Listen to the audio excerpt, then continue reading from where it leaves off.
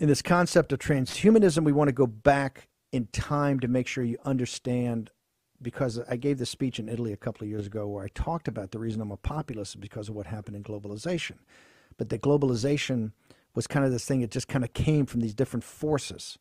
But it's leading to something, and I talked about transhumanism at that time, and people came up to me after and said, you know, my mind's blowing up. It's like too science fiction oriented. And so I want to go back in time about exactly what happened over the last 40 or 50 years and how it came about of where we are today.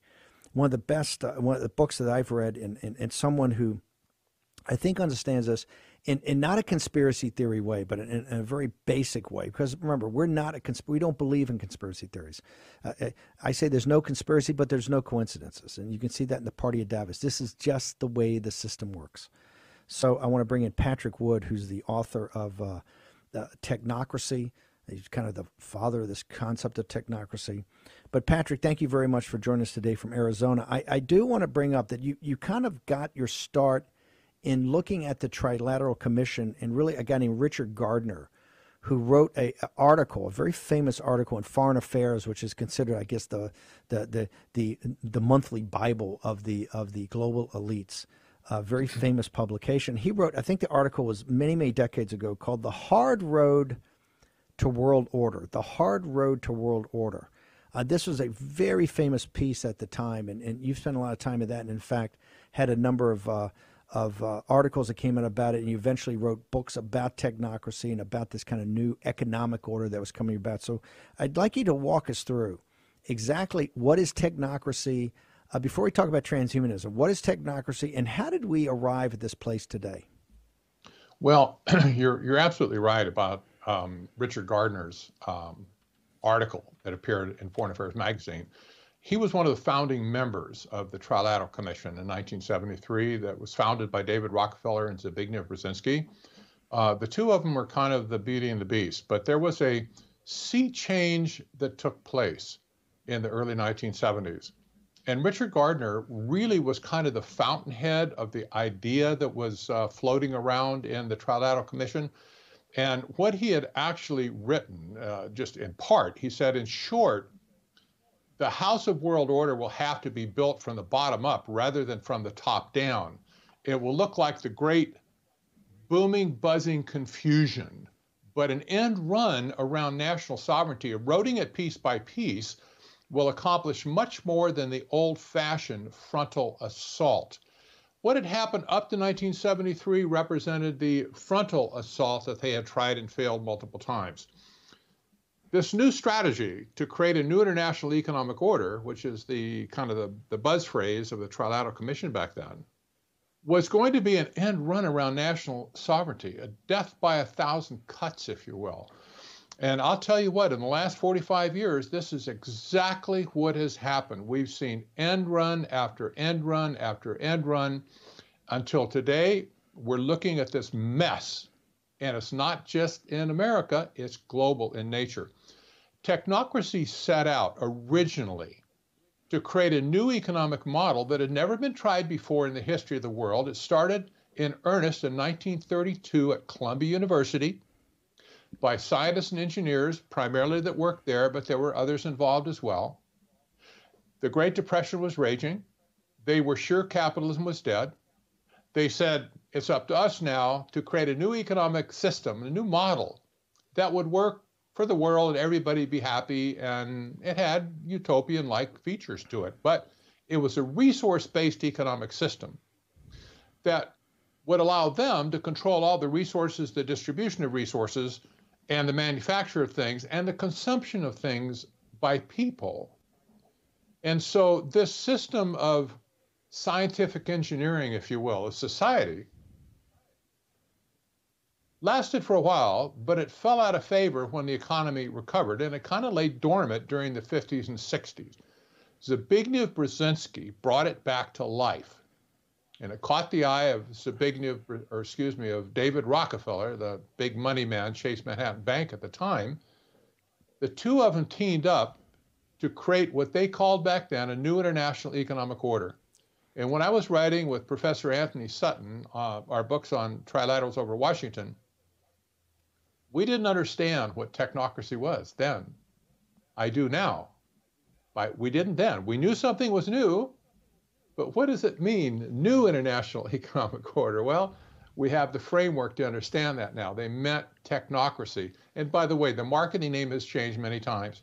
You have it as sustainable development, green economy, Green New Deal, the Great Reset by the World Economic Forum, and then Hold it, build back better, right? Just build throwing back that out better. there, build back better.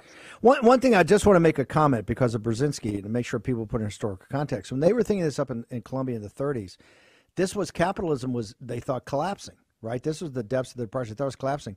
This was looked at by many people as a counter to communism. In fact, Brzezinski's known as an anti-communist. He became Jimmy Carter's eventually the national security advisor and was obviously very important in Poland and other places fighting communism. But this is what I say when people attack some of the things they're doing is socialism or communism. I say you miss the point. It's really the merger of aspects of state capitalism with massive autocratic power in government, but with science and technology being supreme, not just political decisions. Is that a rough way to sketch that out? Well, it is. The early technocrats, by the way, hated communists. There was an antipathy between the two groups. They wrote articles, took punches at each other, and in some cases they were pretty close to a fist fight back then. There was reasons for that. I won't go into them all right now, but that carried forward with Brzezinski because he was very much, anti-communist, but he was he was behaving like a technocrat, not like a communist, I have to say. The definition that they used themselves. But that was also, just aside, that was also the rap on Carter. That Carter thought of things in a very technocratic, he was a Navy nuclear submariner, yeah. Very technocratic. It was one of the reasons that Reagan, with that kind of breath of fresh air back to American common sense, American ingenuity, was so different. But these guys look at things from a technocratic, that everything can be solved by technology. That's right. And we have a definition of technocracy from 1938. It's just as good today as it was back then. And here's what they said. Technocracy is the science of social engineering. That ought to set your hair on fire right there. The scientific operation of the entire social mechanism to produce and distribute goods and services to the entire population. That's how they viewed it, an economic system that was run by science, and they called it the science of social engineering. That means the manipulation of man to do what they want to do. Pure and simple. Wow. How advanced now, how does technocracy underpin what we call globalization? You know, the Trilateral Commission is not obviously what it used to be. You have the World Economic Forum in Davos. How has technocracy imbued this whole movement to the World Economic Forum and the globalization model that we have today? This is the new international economic order that was predicted by the Trilateral Commission. The book that Brzezinski wrote right before that, 1970, was called Between Two Ages, America's Role in the Technotronic Era. This is really what kind of got Rockefeller's attention. And he proposed in that there is three eras. We were between the two, like the jelly and the sandwich. And the final end society, Brzezinski said, was going to be the Technotronic era. It would be run by scientists and engineers, basically worshiping science as we know today, the science says, like Simon says. And, this has permeated every level of globalization that we have today. This is modern globalization. It was predicted even back then. And so, when you look at the Great Reset, the World Economic Forum, who do they represent? Well, not just the governments of the world. They represent all of the major global corporations like the Siemens, the GEs, the IBMs, et cetera. All of these companies that were, many of which were originally involved in the Trilateral Commission back in the 1970s, all of these companies now are pushing this new economic reset, which is going to kill off capitalism and free enterprise as we know it today, free market economic system. And it's going to flip the world into a resource-based economic system where we will not be players. They will be the owners of everything.